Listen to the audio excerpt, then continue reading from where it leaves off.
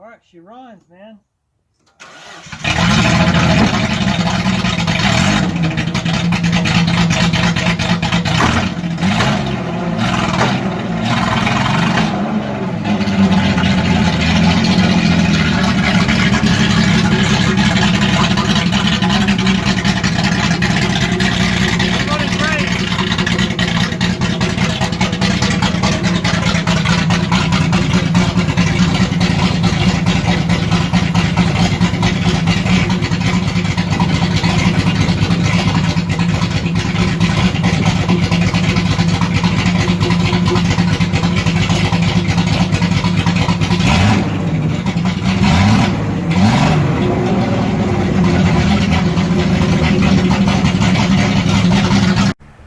Hey guys, just some updates on the Z car here. As you saw previously on the first part of this video, this thing now runs.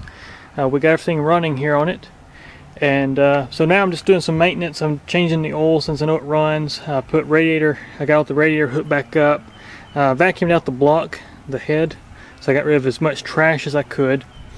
So all that's done, and I'll just kind of show you what I found here. This was my symptom with my fuel injection system. Maybe this will help some of you guys out.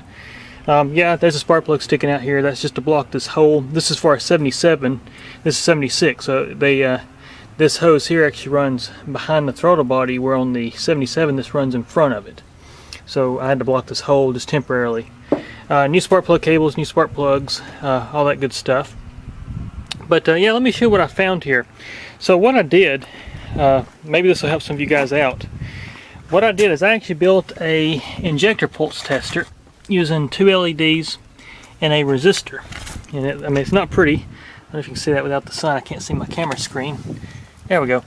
Anyways, what this does, I plugged it into each of the connector of the injectors. You actually got 2 transistors for a set of injectors. So for instance, 3 injectors are run off one transistor, the other 3 are run off the other transistor. And they all simultaneously hit at the same time. So wiring wise, they're all powered when they're powered. They're all generated. And then it goes through a set of resistors called dropping resistors, which reduce the voltage down and also help current limit the injectors and the ground connection. Which what happens is your controller here makes a ground connection when it fires, and it's clocked off the ignition coil, the negative side of the ignition coil. That's how it actually gets a clock to know the engine's turning over. So synchronous pulse versus injection pulse. That's how that works. Anyways, I got the manual here, and I'll show you what I found with this car. So I think the pages have turned here. I think we gotta go over here. I actually bought this manual. I recommend anybody that's working on this car buy this manual, because I tell you, it's a lifesaver when you're trying to figure this stuff out. So I checked all this. I had all these connections except for one, and that was the water temperature sensor. It was actually it was an open, which I was afraid it was in the harness, but actually just turned out to be a bad connection at the actual water temperature sensor. So I was able to hook a meter up and wiggle it, and I think if I recall, I got like 4.6K, something like that, off that that resistor, or off that water temperature sensor.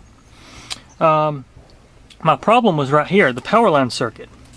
I would go to pin 10 and check that, and there was no 12 volts there.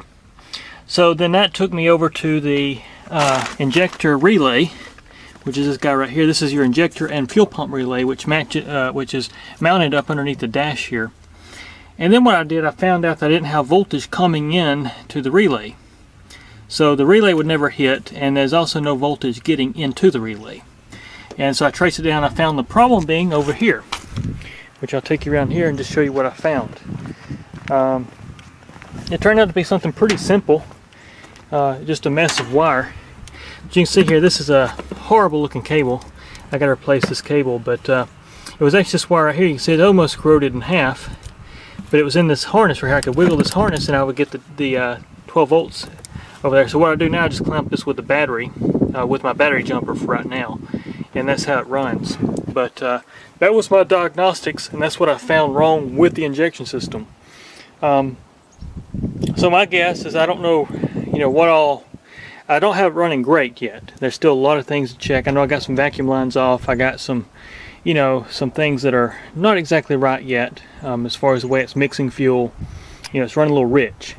But it's also been really cold out here, and I hadn't had any antifreeze in it, so there's no way for these sensors to pick up temperature because it's directly related to the coolant temp. But so now I've got some coolant in it. I got everything fixed up there. But yeah, guys, I just want to give you an update here. Like I say, I pulled this thing out of a junkyard, so I'm really having to it's like a puzzle. I'm having to put everything back together here. But anyways, just want to give you guys an update, and there'll be more to come here soon. Take care. Running much better.